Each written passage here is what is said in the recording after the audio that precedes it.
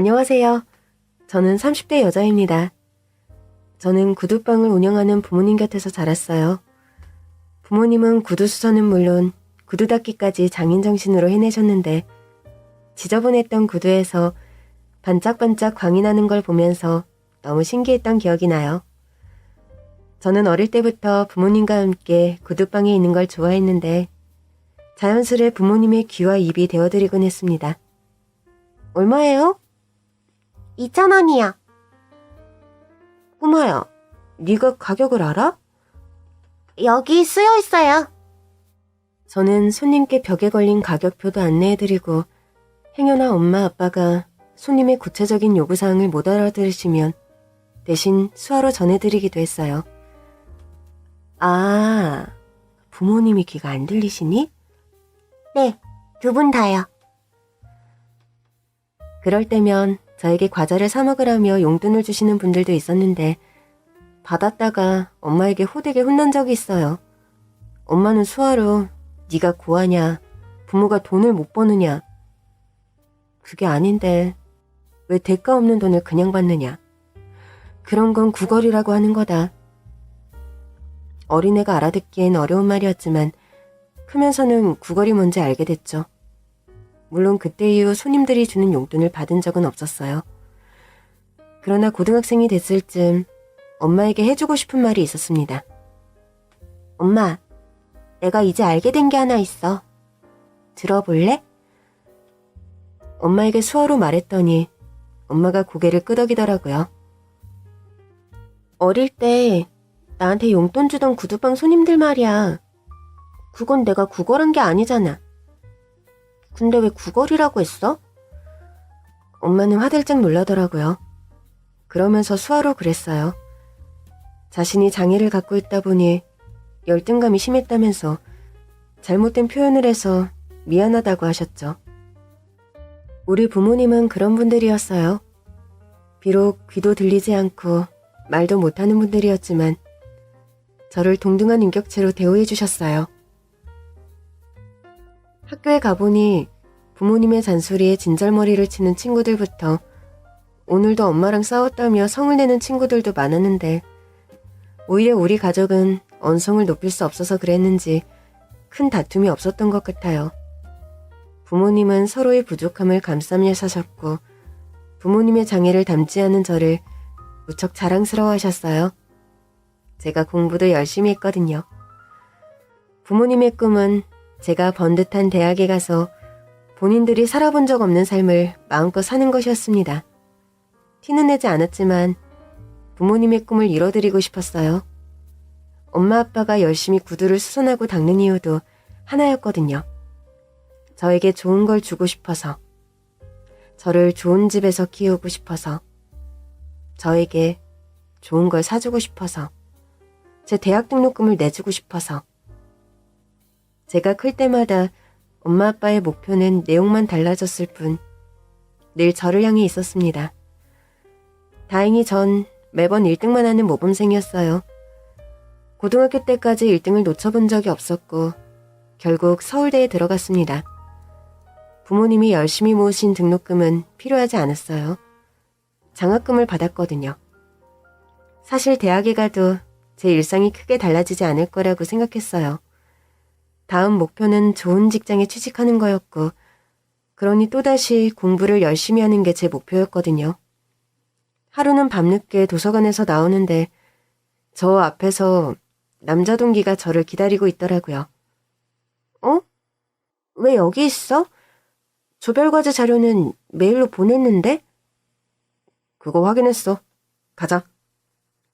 그러면서 대뜸 가자는 겁니다. 어리둥절해서 따라가는데 그가 택시를 잡더라고요. 아, 너 택시 타고 가게? 이럴 거면 왜 같이 가자고 한 건가 싶더라고요. 너 내려주고 갈게. 타. 아니야. 나는 지하철 타면 되는데? 타. 너 내려주고 가려고 여태 기다렸단 말이야.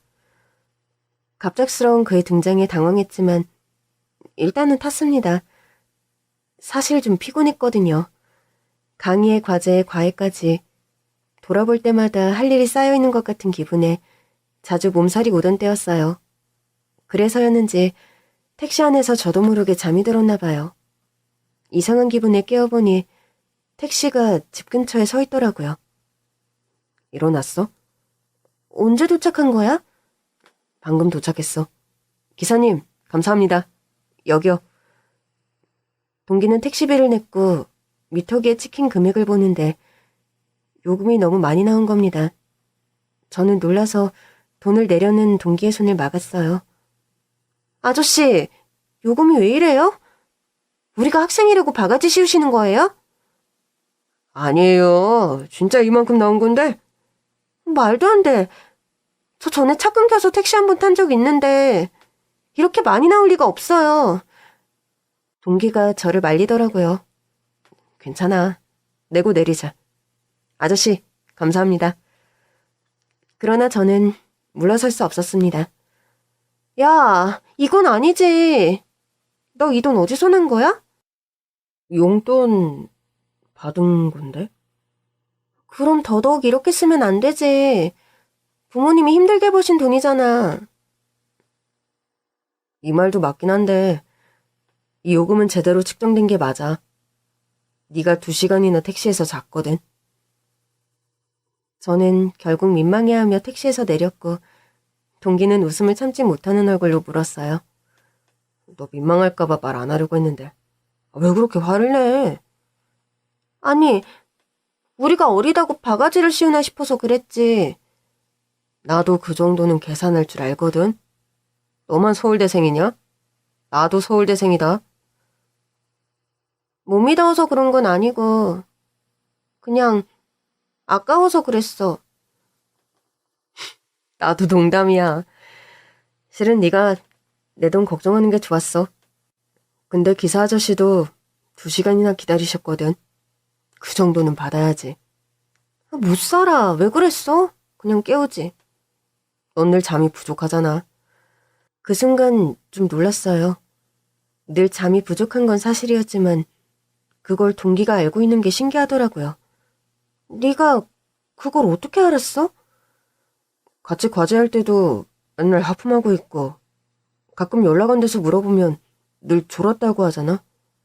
아, 아무튼 난 간다. 잠깐. 넌 왜 여기서 내린 거야? 너 때문에 용돈 다 썼거든. 뭐? 야, 잠깐만. 내가 얼마라도 줄게. 농담이야. 그냥 좀 걷고 싶어서. 네 덕에 차에도 오래 타고 있었고. 야, 너 진짜 미안하게 이럴 거야? 미안하면 내일 점심 같이 먹자. 점심? 오케이. 내가 구내식당 쏜다. 좋아? 그렇게 그 친구와 친해져 결국 사귀는 사이가 됐고 우리는 CC로 대학을 졸업했어요. 졸업 후 직장 생활에 한참 적응하고 있는데 남자친구가 대뜸 프로포즈를 한 겁니다. 우리 결혼하자. 이제 막 취업했는데 결혼? 돈은 좀 모으고 해야지. 그리고 솔직히 우리 둘 다 직장 적응하는 것만 해도 버겁잖아. 그러니까 더 결혼해야지. 같이 살아야 힘이 나지. 뭐? 늘 장난기가 많던 사람이라 반신반의했는데 어느 주말 갑자기 우리 집에 인사를 하러 가겠다고 하는 겁니다. 그렇게 우리의 결혼 준비는 시작됐고 예비시댁에 인사를 가는 날이 왔죠. 솔직히 너무 떨리더라고요. 덕분에 회사에서 받는 스트레스도 잊을 정도였으니 남자친구의 말에도 일리는 있었더라고요.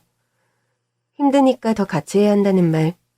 시댁에 인사를 가는 건 꽤 긴장되는 일이었지만 회사에서 받는 스트레스처럼 견디기 힘든 일은 아니었어요. 제 옆에 남자친구가 있었으니까요. 그러나 시댁 앞에 도착했을 때 저는 어안이 벙벙해지고 말았습니다. 자기, 여기가 자기 집이라고? 근데 왜 그렇게 놀라? 사귀는 내내 씀씀이가 좀 큰 편인 건 알고 있었고 집이 좀 잘 사는가 보다 생각은 했었어요. 그러나 그때 제가 보고 있던 정도의 고급 빌라에서 살 거라곤 생각조차 못하고 있었죠. 자기 부자였어? 내가 아니라 우리 부모님이. 아니, 그런데도 나랑 결혼하겠다고 한 거야? 나는 구두빵집 딸인데? 거기다 부모님은 청각장애까지 있으시잖아. 근데? 자기, 지금 장난해? 자기 부모님이 이런 결혼을 허락하실 것 같아? 내가 사랑하는 건 너야. 넌 성실하게 공부해서 나랑 같은 서울대 동기고 지금도 좋은 회사에 다니고 있어. 조건으로 판단받아야 한다면 네가 살아온 시간으로 판단받는 게 맞다고 생각해. 결국 남편의 손을 잡고 시댁에 들어갔지만 반전은 없었어요. 그래서 네 주제에 우리 집에 시집을 오겠다고? 그게 정확히는 이 사람이랑 결혼을 하고 싶어서 왔습니다. 너 지금 말장난하니? 그게 뭐가 다른데? 참 희한했어요.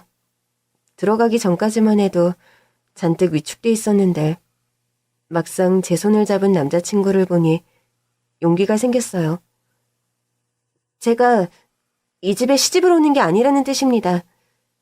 결혼은 저랑 남자친구의 문제라고 생각해요. 아니, 뭐 이런 게 다 있어? 엄마, 말씀이 너무 심하세요. 제가 사랑하는 사람이에요.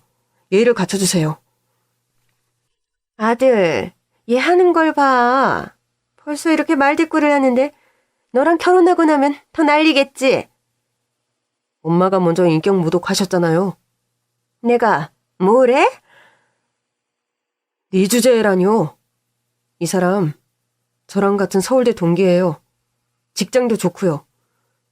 저 아니어도 결혼하겠다는 남자 많아요. 부모가 장애인이라며? 그게 뭐요? 거기다 뭐? 구두 닦기? 구두방 운영하신다고 했잖아요. 그런 주제에 우리 집에 시집을 오겠다고 하니까. 제가 하고 싶다고 했어요. 이 사람은 아직 결혼은 이르다고 했고. 그럼 네가 미친 거냐? 아니요. 저 미친 거 아닙니다. 그냥 사랑하는 사람이랑 결혼하겠다고 말하고 있는 겁니다. 내 눈에 흙이 들어오는 한이 있어도 절대 니들은 결혼 못해. 그러지 마세요. 뭐? 아들을 잃고 싶은 게 아니시라면요. 남자친구는 시어머니의 반대에 강경하게 나왔고 제 손을 잡고 시댁을 나왔습니다. 저는 그런 남자친구에게서 손을 빼며 말했어요. 자기야, 나 혼자 갈 테니까 들어가 봐. 마음 좀 풀어드려. 나라도 반대할 수 있을 것 같아. 진심이야? 자기라도 반대할 것 같다는 말? 그렇게 묻는데 차마 진심도 아닌 건 진심이라고는 못하겠더라고요. 아니, 솔직히 난 아니야. 나도 그래. 내 자식이 똑같은 조건의 아내와 결혼하겠다고 해도 난 반대 안 해. 자기 인생이잖아. 그렇긴 한데 솔직히 남편은 시댁의 덕을 보며 편히 자란 사람이잖아요. 과연 시댁과의 불화를 견딜 수 있을까 싶더라고요. 아무래도 제가 중간에서 역할을 잘해야겠다 싶었어요. 그래서 하루는 남자친구 몰래 시어머니를 뵈러 갔죠. 네가 무슨 일이냐? 어머니 좋아하신다는 간식 좀 사왔어요. 어머니? 내가 왜 네 어머니니? 그래도 남자친구 어머니신데 아주머니라고 할 순 없어서. 뭐야? 아주머니? 이것만 드리고 갈게요. 갑자기 찾아와서 죄송해요. 저는 간식만 드리고 인사를 드린 뒤 바로 나왔습니다. 혹시나 들어오라고 하실까봐 기다렸는데 안에 손님이 있다며 그냥 가라고 하시더라고요. 그런데 이걸 어떻게 한 건지 남자친구가 전화가 온 겁니다. 나 우리 집이랑 인연 끊기로 했어. 자기야, 그게 무슨 소리야. 왜 그래. 그러지 마. 자기가 간식 사다 드렸다며? 아, 들었어? 나 그것만 드리고 왔어. 아무 일도 없었어. 그걸 전부 갖다 버리셨더라고. 보니까 줄 서서 사야 하는 간식이던데. 아, 그랬어? 그렇다고 의절은 좀... 자기도 이 얘기 들으니까 속상하지? 물론 속상했습니다. 피곤한 몸을 이끌고 백화점까지 가서 1시간을 줄 서서 산 간식이었거든요. 속상하지. 그렇다고 의절이 말이 돼? 그러면서 그러시더라고. 내가 거지인 줄 아느냐고. 이런 거 사오면 내 아들을 줄 것 같냐고 그러시는데 아무래도 안 되겠더라고. 난 엄마의 소유물이 아니잖아. 자기야, 그래도 엄마가 날 소유물로 생각하는 이상 자기한테 계속 상처만 주실 거야. 자기랑 결혼할 거면 엄마와 거리를 두는 게 맞는 것 같아. 남자친구는 제 생각보다 더 강다니는 사람이었어요. 예비 시어머니가 저에게 호되게 군 것도 아니었는데 결국엔 더 심해지실 거라며 애초에 싹을 자르더라고요. 결국 시댁 없는 결혼 준비가 시작됐습니다. 처음엔 친정 부모님도 걱정이 많으셨는데 남자친구의 지극정성 설득에 넘어가셨어요. 어머님, 아버님 귀하게 키운 딸이실 텐데 시댁에서 반대하는 결혼을 하게 한 거 정말 죄송해요. 하지만 저는 제 아내에게 계속 상처만 줄 부모님과 연을 이어갈 수 없습니다. 저에게도 따님이 소중한 사람이라서 그렇습니다. 그리고 한 가지 더 말씀드리고 싶은데요. 저희 부모님의 반대는 어머님, 아버님 탓도 제가 사랑하는 이 사람 탓도 아니에요. 저희 부모님의 덕이 부족하셔서 그런 겁니다. 부디 용서해 주십시오. 그날 저는 흔들리던 마음을 다 잡았어요. 사실 결혼을 좀 미루자고 얘기했었거든요. 그렇게 천천히 시댁도 설득하자고요. 그런데 남자친구의 말을 듣는 순간 이 사람의 뜻을 따르기로 했습니다. 주저하며 이런 사람을 놓치는 건 바보 같은 일이라는 걸 깨달았거든요. 결국 우리는 결혼 날짜를 잡았고 결혼식도 진행됐습니다. 혼주석엔 제 부모님만 앉으셨지만 남편은 정말 행복해했어요. 평생 행복하게 해줄게. 나도 그럴 거야. 저를 구박하던 자기 부모님까지 포기하고 나에게 와준 남자잖아요. 평생 그 선택을 후회하지 않게 잘해야겠다 싶었죠. 그렇게 결혼식을 마친 뒤 신혼여행을 다녀왔습니다. 혼인신고는 바로 하는 게 낫겠지? 신혼부부 청약 들려면. 그렇지. 오늘 가서 바로 하자. 우리는 서류를 작성해 바로 구청으로 향했고 비로소 제가 결혼을 했다는 게 실감나더라고요. 구청 직원에게 서류를 제출한 뒤 남편과 손을 잡은 채 마주보고 있었어요. 그간의 일들이 순식간에 다 떠오르더라고요. 이 사람을 처음 만나서 사랑에 빠지고 시어머니의 반대에서 결혼을 강행한 남편을 믿고 결혼을 결심하던 순간까지 전부 다요. 그런데 우리가 낸 혼인신고서를 검토하던 구청 직원이 당황한 얼굴로 중얼거렸습니다. 이거 있을 수 없는 일인데. 무슨 일인가 싶어서 물었습니다. 왜 그러세요? 저 이분이랑 결혼하시겠다는 거죠? 잘 알고 하시는 결혼 맞습니까? 에? 그게 무슨 말씀이세요? 구청 직원은 난처한 얼굴로 혼인신고를 할 수 없다고 했습니다. 이유가 뭔데요? 왜 혼인신고가 안 돼요? 구청 직원은 주저하면서 이유를 말해주었고 이유를 듣는 순간 저는 맨몸으로 구청을 뛰쳐나올 수밖에 없었습니다. 자기야, 잠깐만! 저는 가져갔던 가방이며 겉옷까지 다 두고 뛰쳐나온 상태였어요. 남편이 뒤에서 제 짐들을 들고 따라오더라고요. 따라서 오지 말라고! 자기야, 내 말 좀 들어봐. 저는 눈앞이 캄캄했습니다. 제가 누굴 믿고 결혼하겠다고 결심까지 했던 건지 배신감에 몸이 다 떨릴 정도였어요. 저는 바로 택시를 잡아탔고 남편에게서 오는 전화도 모두 차단해버렸습니다. 구청 직원의 말이 뇌리를 떠나지 않았어요. 남편분은 이미 혼인신고가 돼 있어요. 그 순간 온몸에 힘이 풀렸습니다. 남편을 째려보니 남편도 놀란 얼굴이더라고요. 그게 무슨 말씀이세요? 그러나 구청 직원은 남편을 못 믿었다는 듯 볼 뿐이었습니다. 그러면서 혼인신고서를 돌려주면서 저에게 말했어요. 잘 알아보시는 게 좋을 것 같아요. 저는 그 길로 구청을 뛰어나왔습니다. 갑자기 모든 게 무너진 것 같았어요. 남편 하나 믿고 결혼을 결심했는데 어떻게 일이 벌어진 건지 믿을 수가 없었죠. 택시를 타고 가는데 시어머니께 전화가 왔습니다. 받을까 말까 망설였지만 그때는 사실 확인이 더 중요했어요. 네. 그래. 결혼도 하고 신혼여행도 다녀왔다며? 좋을 때다. 왜 전화하신 거예요? 지금을 즐기라고. 곧 알게 될 테니까. 그 순간 느낌이 왔습니다. 다 알고 계시는 거죠?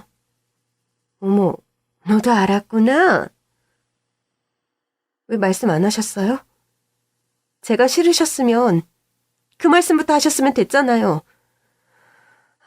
내가 반대하는 결혼을 굳이 하겠다는데 내가 뭐하러. 그래, 어떠니? 사랑하는 남자한테 배신당한 기분이. 재밌으세요? 그러니까 왜 하지 말라는 결혼을 해? 어른이 하지 말라는 데는 이유가 있는 거야. 우리 아들이지만 걔도 참 뻔뻔하더라. 사랑해서 혼인신고까지 한 여자도 있으면서 굳이 너랑 결혼을 하겠다고 하대? 사랑하는 여자가 있었다고요? 죽고 못 사는 애가 또 있었단다. 그때도 결혼한다고 그 난리를 쳐서 혼인신고까지 했던 거야. 그래놓고 이번엔 너한테 그러길래 내가 같은 여자로서 반대한 거야. 아무래도 혼인신고까지 한 여자가 진짜 아니겠니? 남편이 다른 여자를 사랑해서 혼인신고까지 했다니 믿을 수가 없었습니다. 저는 일단 전화를 끊었어요. 눈에 뵈는 게 없었거든요. 택시는 신혼집 앞에서 섰습니다. 저는 일단 짐을 챙겨서 나올 생각이었어요. 생각이 정리될 때까지 남편을 볼 자신이 없었습니다. 그런데 남편이 벌써 집에 와 있더라고요. 자기야, 놀란 거 알아. 나도 놀랐어.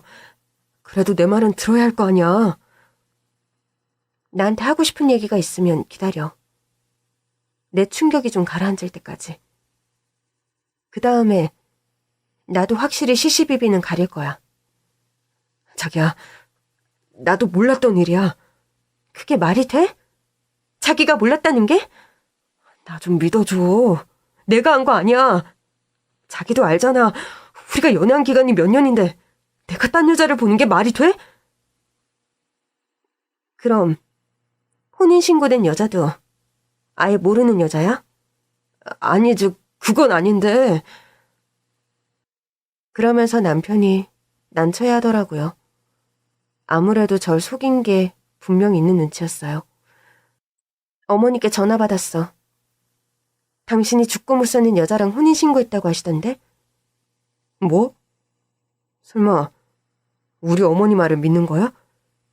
아는 여자라며. 그게 소개팅으로 만났던 사람이야? 나랑 만나기 전에? 아니, 그건 아니고. 이럴 줄 알았어. 역시 날 속인 거네. 엄마 생신에 가족끼리 밥 먹자고 해서 나간 건데 그 여자가 나와 있더라고. 나도 그때 알았어. 그 자리가 소개팅 자리였다는 거. 나더러 그 말을 믿으라는 거야? 믿어줘야지. 우리가 사랑한 시간이 얼만데 어떻게 믿어? 그런 일이 있었으면 나한테 말을 했어야지. 나한텐 황당한 일이었고 아무 의미도 없었으니까. 말해봤자 자기도 속만 상할 거 아니야. 엄마가 우리 사이 반대하는 것도 알게 될 거고. 그럼 내가 인사드리기 전부터 반대하고 계셨던 거야? 응. 자꾸 소개팅 얘기를 하셔서 만나는 사람이 있다고 말씀드렸었거든. 근데 얘기 듣더니 그런 일을 벌이셨던 거지. 그래도 혼인신고는 자기가 알아야 가능한 거잖아. 자기 기억 안 나? 내가 결혼 전에 주민등록증 잃어버렸던 거? 그 순간 기억이 나더라고요. 기억나. 그게 왜? 혼인신고한 날짜를 보니까 내가 주민등록증을 잃어버린 그때더라고. 뭐? 아무래도 어머니랑 그 여자가 한 일인 것 같아. 나도 오는 내내 머리가 터지는 줄 알았어. 어머니는 전화도 안 받으시고 그 여자 번호는 모르고. 어머니는 나랑 통화했으니까. 잠깐, 그럼 어떻게 해야 돼? 이제 내 말 믿어주는 거야? 솔직히 반반이야. 당신 허락도 없이 그 여자가 이런 일을 벌이는 게 말이 돼? 제정신이고서야? 제정신이 아니니까. 그게 무슨 소리야? 자기가 걱정할까봐 말 안 했는데 나도 더는 오해받을 수 없으니까 얘기할게. 나도 이런 일까지 벌일 줄은 꿈에도 몰랐어. 그 여자랑 계속 연락했던 거야? 아까는 번호도 모른다며. 차단했으니까. 그 여자 좀 이상했어. 남편은 그 여자와 있었던 이야기를 들려주었습니다. 소개팅한 후로 마치 내 아내라도 된 것처럼 굴더라고. 아침부터 저녁까지 계속 문자가 왔어. 잘 잤냐, 밥 먹었냐, 자기 생각은 했냐. 난 소개팅 자리에서 분명 말했거든. 나는 사랑하는 여자가 있고 그 여자랑 결혼할 거라고 그랬는데도. 소용없어요. 어머니는 완전 반대하시던데요? 그래도 전 제가 사랑하는 여자랑 결혼할 거예요. 부잣집 노련님이 부모님 도움 없이 살 수 있다고요? 부모님 덕에 돈 걱정 없이 공부도 하고 대학도 가고 한 건 사실이지만 저 스스로 뭘 하지 못할 정도로 바보로 크진 않았어요. 어머, 그렇게 말씀하시니까 다 결혼하고 싶어지잖아요.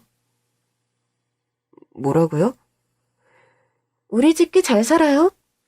나랑 만나보면 알겠지만 사람은 환경이 비슷한 사람끼리 만나야 해요. 환경이 비슷한 게 뭔데요?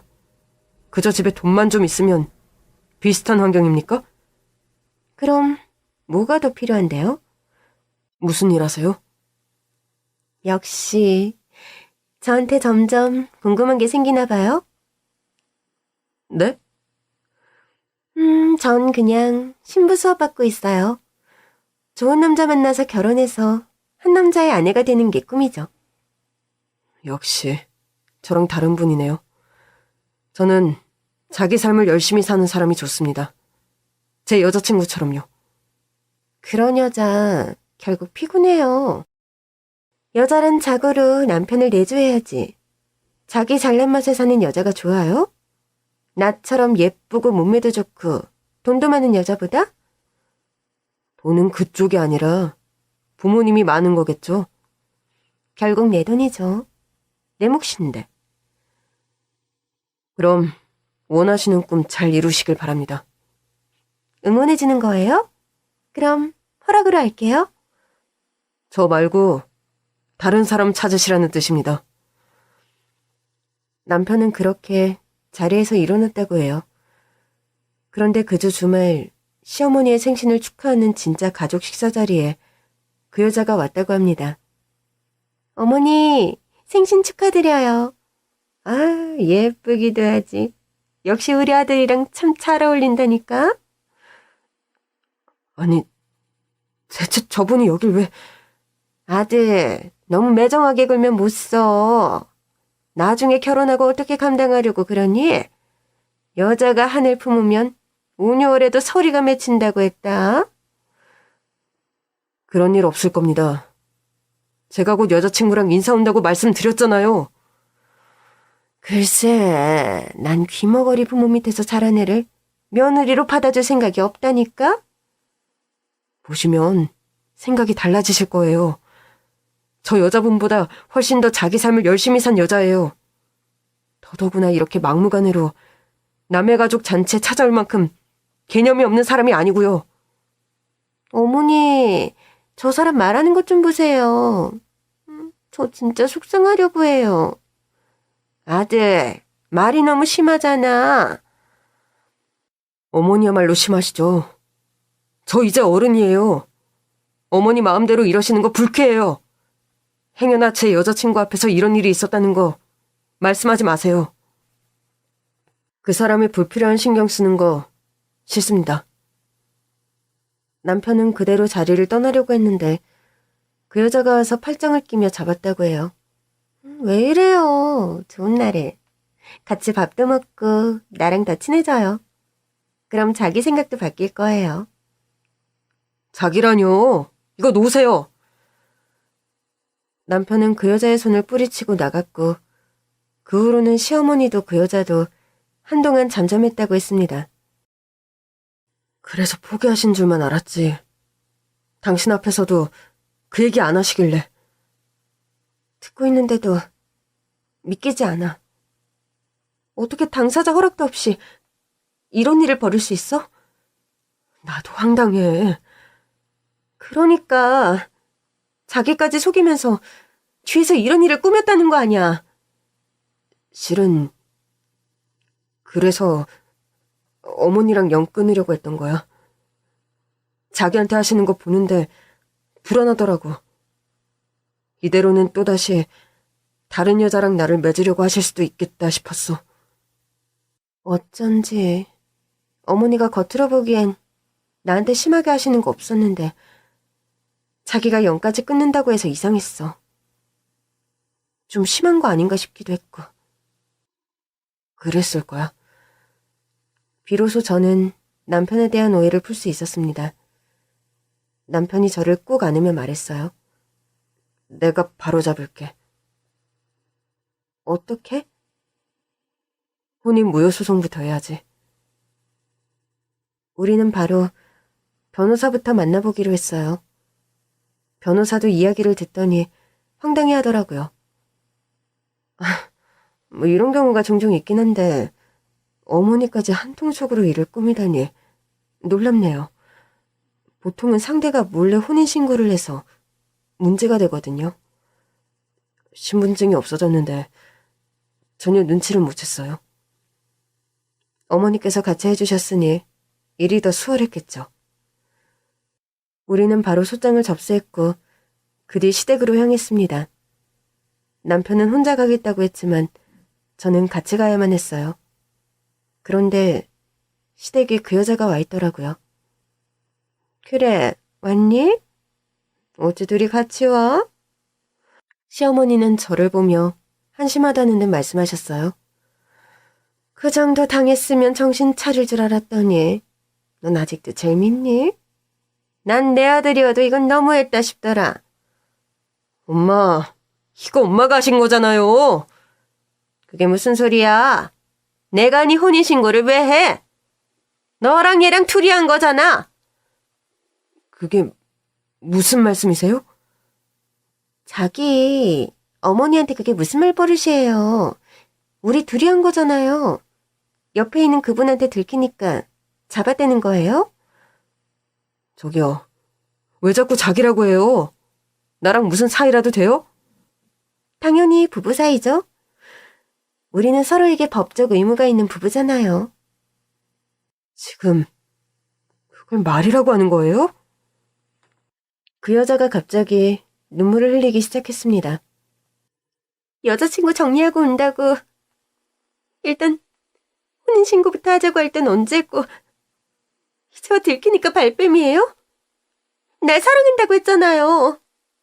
근데 그 여자친구랑 너무 오래돼서 말 꺼내기가 어렵다고. 그러니까 그 여자친구도 포기하게 혼인신고부터 하자면서요. 이봐요.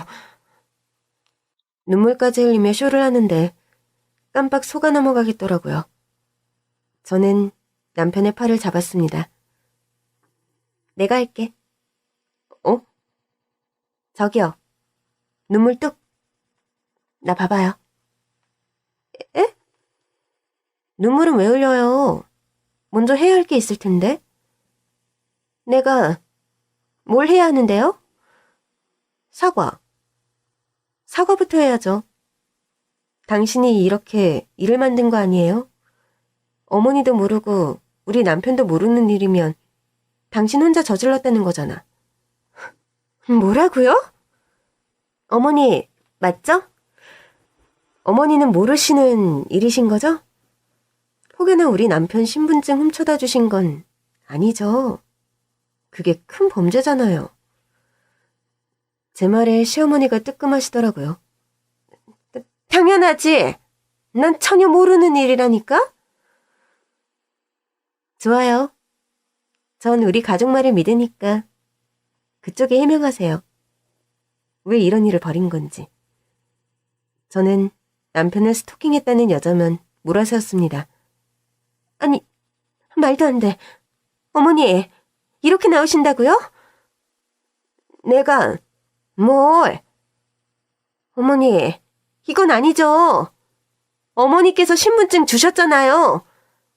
얘가 미쳤나? 내가 미쳤다고 내 아들 신분증을 훔쳐서 널 주니? 어머니께서 안 주셨으면 제가 이 사람 신분증을 어떻게 훔쳐요? 저랑 만나주지도 않고 연락도 안 받는데. 글쎄, 난 모르는 일이라니까. 증거 있어? 증거 있냐고! 역시나 남편은 이 여자와 따로 만나준 적도 없었더라고요.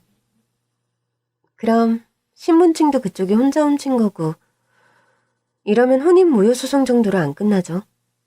신분증까지 훔친 거니까. 어머, 무슨 소리 하시는 거예요? 제가 안 훔쳤어요. 여기 증거도 있어요. 그 여자가 휴대폰을 꺼내더니 녹음한 파일을 들려주었습니다. 자, 여기. 어머, 어머니, 정말 신분증 가져오신 거예요? 그러니까 좀 잘해봐. 일단 혼인신고부터 해. 우리 아들 책임감도 강하고 성실해.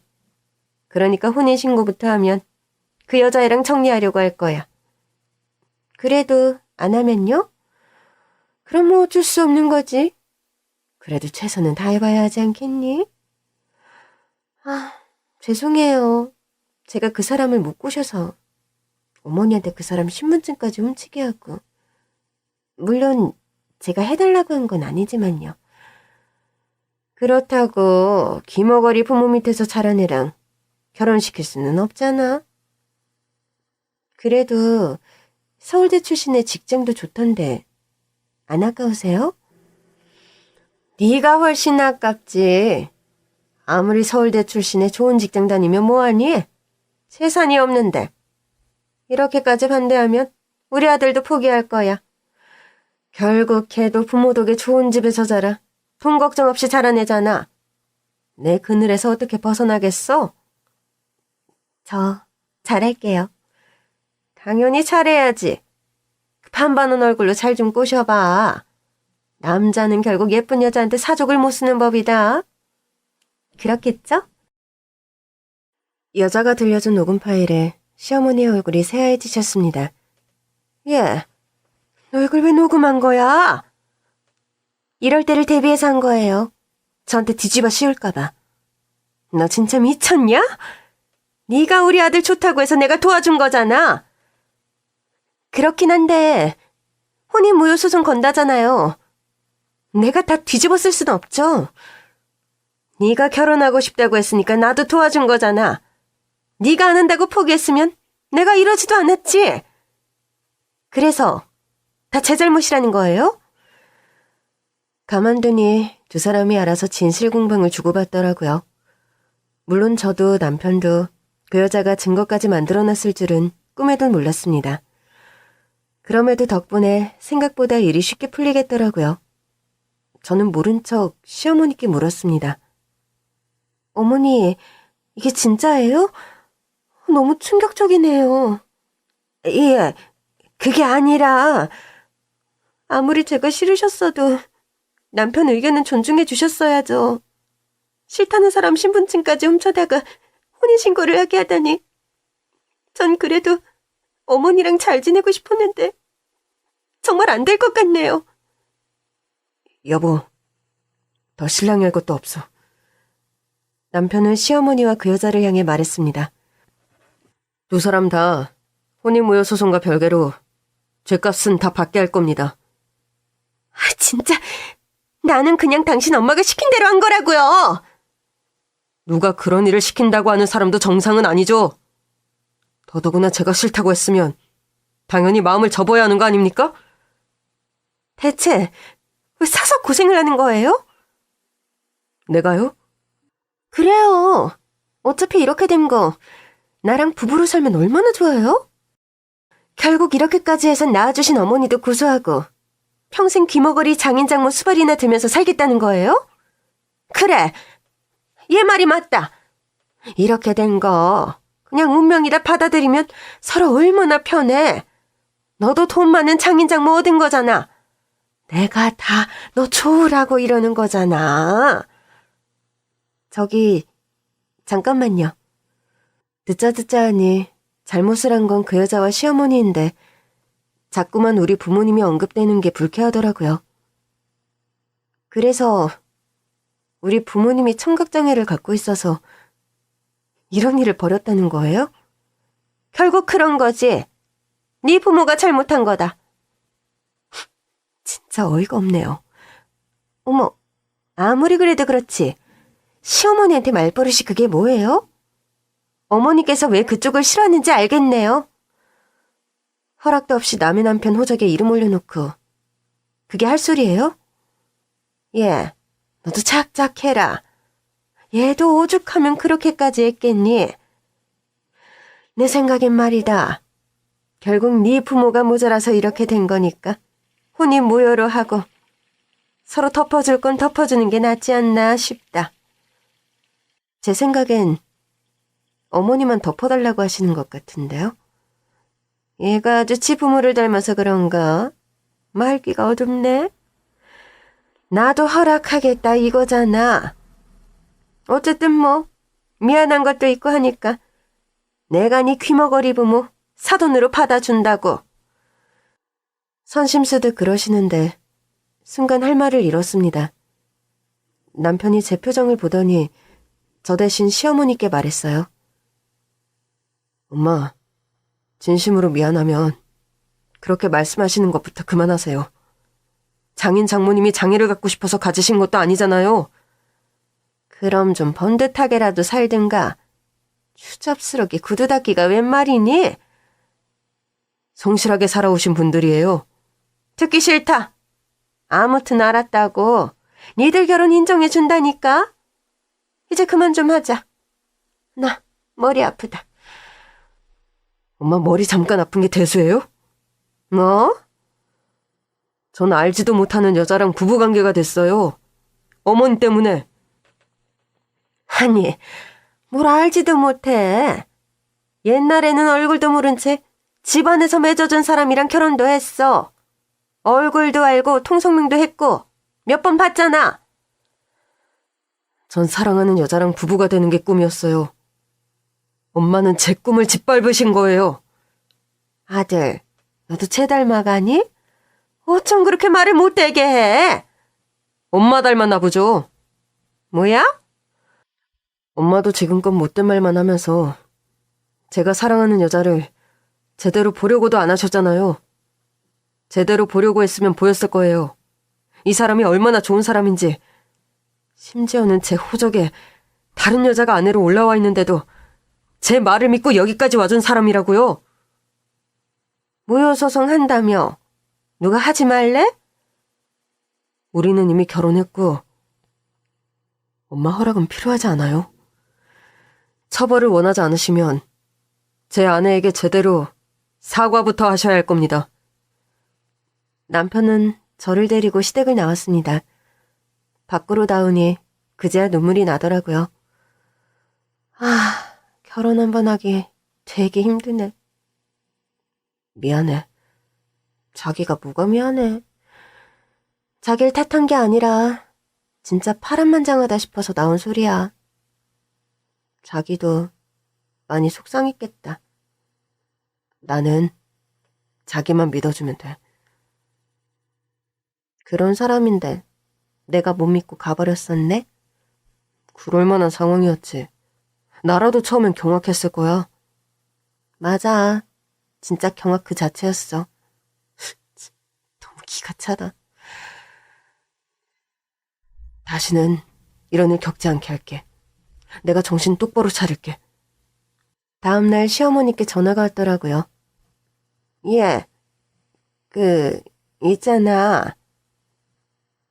네. 그래, 내가 미안하다. 네? 내가 네 남편 호적에 딴 여자 올려서 미안하다고.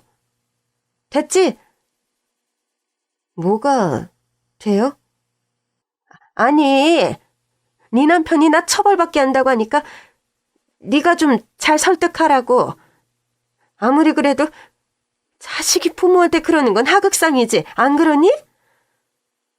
부모가 자식한테 그러는 건 괜찮고요? 아니지, 너 또 말대꾸구나. 내가 이래서 너랑 상종하기가 싫은 거야. 어머니, 말씀은 바로 하셔야죠. 어머니께서 저랑 상종도 안 하신 게 아니라 저랑 남편이 어머니랑 상종을 안 한 거예요. 뭐야? 뭘 좀 착각하시는 것 같아서요. 그리고 사과 내용도 틀렸습니다. 다시 생각해보고 연락하세요. 그러고 전화를 끊는데 속이 다 부글거리더라고요. 그날 저녁 시어머니는 결국 우리 집으로 찾아오셨어요. 시아버지까지 대동하고요. 여보, 당신이 말해요. 솔직히 너희들이 부모도 초대 안 하고 결혼해서 화가 많이 났었대. 그래서 벌인 일이래. 그러니까 아빠, 제 호적에 그 여자 이름이 올라간 건 결혼식도 하기 전이에요. 그래, 그건 나도 들었어. 근데 허락도 없이 결혼 준비를 하니까. 도대체 두 분 다 원하시는 게 뭐예요? 좋게 풀자고 온 거니까 너무 딱딱하게 굴지 마. 그래도 좋은 집에서 풍족하게 컸으면 부모에게 감사할 줄 알아야지. 감사한 마음이 있었으면 이렇게 멋대로 결혼하지도 않았을 거고. 아빠. 저는 남편을 진정시켰습니다. 아버님 말씀도 다 옳으세요. 사실 전 어머니께서 절 반대하시는 심정도 이해했어요. 소통할 기회가 없었던 것뿐이죠. 그래. 사실 난 네가 마음에 들었어. 아주 똑부러지고 열심히 살고 우리 아들이랑 잘 어울린다고 생각했지. 부모님이 장애를 갖고도 나를 이렇게 훌륭하게 키우신 분들이라면 우리 아들 장인 장모로도 충분히 좋은 분들이라고 생각했다. 여보, 당신도 좀 가만히 있어요. 지금 당신이 고개 뻣뻣하게 들고 명령할 때가 아니잖아요. 우린 지금 애들한테 부탁하러 온 거예요. 시아버지는 어머니를 진정시킨 뒤 저에게 미안한 투로 말씀하셨습니다. 내가 일이 바빠서 니들 결혼에 신경을 못 썼어. 그저 시어머니 입장만 듣고 입을 꾹 다물고 있었어. 이제부터는 내가 나서마. 내가 네 시어머니도 단속할게. 결국 다 내 잘못이야. 아내한테만 다 맡겨놓고 집안이 어떻게 돌아가는지를 몰라서. 나도 결국엔 네 시어머니 말만 듣고 오해했었다. 근데 이번에 네 시어머니가 한 일을 보니 나도 가만히 있으면 안 되겠다 싶어서 같이 왔어. 내가 보증 서마. 2번 다시 네 시어머니가 너희 부모님, 아니 우리 사돈들 함부로 입에 올리지 않게 할 거야. 그러니 나를 믿고 한 번만 기회를 주면 안 되겠니? 시아버지께서 그렇게 말씀하시는데 그동안 속상했던 마음이 좀 풀리더라고요. 제가 눈물을 흘렸더니 시아버지께서 더 미안해하셨습니다. 내가 미안하구나. 이게 다 무슨 일인지 모르겠다. 많이 속상했지? 그랬나 봐요. 아버님께서 그렇게 말씀해 주시니까 마음이 다 풀려요. 그냥 따뜻한 말 한마디가 듣고 싶었나 봐요. 저 열심히 살았고 아버님 말씀대로 저희 부모님 열악한 환경에서도 열심히 하시면서 저한테 부족한 거 없이 해주셨거든요. 그랬겠지. 널 이렇게 훌륭하게 키우신 것만 봐도 알지. 결국 우리는 혼인무효소송에서 승소했고 시어머니의 처벌을 바라지 않는 대신 그 여자도 추가 처벌은 하지 않았어요. 다만 잘못됐던 혼인관계에 관해 함부로 떠들 시에는 사기죄로 처벌을 받겠다는 각서를 받았고 공증까지 해두었습니다. 모든 법적 절차가 끝난 뒤 저는 남편에게 제안했습니다. 여보, 우리 다시 한번 결혼식 올리는 거 어때? 다시? 왜? 자기 식구들을 초대 못한 게 마음에 걸려. 자업자득. 그래도 가족끼리 같이 여행 가서 조촐하게 한 번 더 올리면 어떨까? 나 웨딩드레스도 한 번 더 입고. 정말 그러고 싶어? 솔직히 난 내 결혼하는 모습 안 보여드리는 걸로 처벌 불어난 거 복수하고 싶은데? 진짜 복수할 줄 아는 사람이었으면 그냥 처벌받게 했겠지. 멀리 생각해봐. 나중에 부모님들 돌아가시고 나면 후회될 수도 있고 또 우리 애들 태어나면 왜 결혼식 사진에 할머니 할아버지가 없냐고 할 수도 있잖아. 남편은 고민해보겠다고 하더라고요. 결국 남편은 제 청을 들어줬고 저는 시아버지께 연락을 드렸습니다. 아버님, 이번 여름 휴가 때 가족여행 가면 어때요? 좋지. 내 괜찮겠어? 네 시어머니가 또 까탈 부리면 어쩌려고? 사실 이번 가족여행은 결혼식이에요. 그게 무슨 소리야? 가족들 초대해서 한 번 더 결혼식 하려고요. 가족 사진도 찍고. 세상에, 착하기도 하지. 나중에 아버님 손주들이 이상하다고 생각할까 봐요. 그렇지. 이상할 수 있지. 어른들 사이의 일은 어른들끼리 마무리하는 게 좋잖아요. 아버님께서 어머니께 말씀드려 주실 수 있어요? 그럼 내가 아마 좋다고 할 거다. 사실 그날 이후 시어머니와 연락한 적은 없어요. 내키지 않았거든요. 솔직한 심정을 남편에게 얘기했더니 남편도 제 선택을 지지해 주더라고요. 평생 연락 안 해도 돼. 필요한 게 있으면 내가 하면 되니까. 그냥 내 마음이 내킬 때까지만. 난 무조건 자기 마음이 우선이야. 시간이 얼마가 걸려도 좋고 평생 안 내켜도 괜찮으니까. 나만 사랑해줘. 그건 뭐 당연히 오케이지. 그날 저녁 아버님께 연락을 받았어요. 네 어머니 좋단다. 당연히 좋겠지. 그러면서 너한테 폐물을 해주고 싶다는데 받을래? 내키지 않으면 안 받아도 돼. 아니면 내가 해주마. 시아버지께서 말씀하시는데 뒤에서 아주 작게 시어머니 목소리가 들리더라고요. 그래, 당신이 해준다고 해요. 내가 해주는 거 절대 아니라고. 그 순간 저도 모르게 또 눈물이 났습니다. 시어머니의 조심스러운 태도가 비로소 본인의 잘못을 인정하고 사시는 눈치였어요.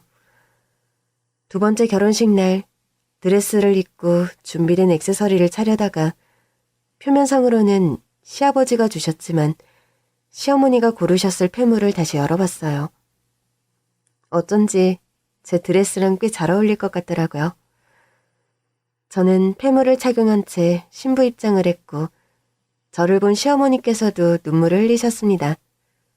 그 모습을 보는데 저도 눈물이 나더라고요. 결혼식이 끝난 뒤 시어머니는 저희 엄마의 손을 꼭 잡고 뭔가를 말씀하고 계셨어요. 엄마는 말을 알아듣지 못했겠지만 시어머니의 입술과 표정을 보면서 눈물을 글썽이고 계셨죠. 저는 두 분에게 다가갔습니다. 시어머니와 마주보는 건 좀 어색했지만 그래도 해드려야 할 일이 있었어요. 다시 말씀해 주시면 수화로 전해드릴게요. 그럴래? 그게 귀한 따님을 보내주셔서 감사합니다. 제가 실수를 많이 했습니다. 죄송합니다. 제가 앞으로는 더 잘해서 제 딸처럼 잘하겠다고 그렇게 말했는데 너는 안 믿기지? 근데 내가 보여줄게. 내가 마음먹으면 또 잘하거든. 그러니까 넌 안 믿어도 되는데 그냥 좀 봐줘. 내가 어떻게 하는지. 시어머니 앞에선 울지 않으려고 했는데 또 눈물이 나더라고요. 저는 엄마에게 수화로 시어머니의 말씀을 전했고 엄마도 미소를 지으셨어요. 결혼식이 끝나고 저녁 각자의 숙소에서 휴식을 취하기로 했습니다. 그 밤 저는 남편과 함께 밤 산책을 나섰어요. 여보, 결혼식 2번 하길 잘한 것 같아. 나도 막상 양쪽 부모님이 잘 지내시는 거 보니 좋네. 근데 부모님들끼리 말이 잘 안 통하시는 것 같아서 좀 아쉽긴 했어. 수어 통역사라도 부를 걸 그랬나? 아버지가 이건 비밀이라고 하셨는데? 응?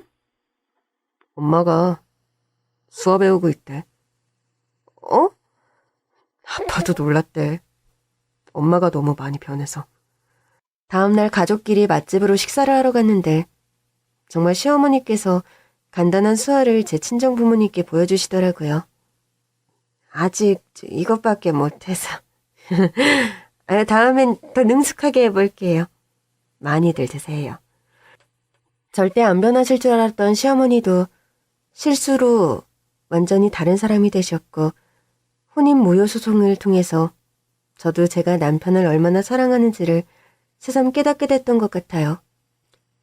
남편의 후적에 다른 여자의 이름이 떡하니 올라와 있는 걸 보는데 정말이지 눈이 뒤집히고 속이 뒤집히더라고요. 그래서 사랑하는 마음 하나로 시부모님에 대한 마음도 바꿨어요. 그럼에도 남편을 잘 키워주신 분들이잖아요. 거기다 시어머니도 전과는 많이 달라지셨고요. 우리 부부의 2번째 결혼식과 함께 있었던 가족여행은 모두의 마음에 깊은 추억을 남겼습니다. 아버님께서 한 번씩 이렇게 모이자고 하셔서 좋다고 했어요. 그렇게 함께하는 시간이 길어지면 더 가족답게 애틋해지는 날이 오겠죠? 다음 여행 때는 시어머니와도 좀 더 많은 이야기를 나눠볼까 합니다.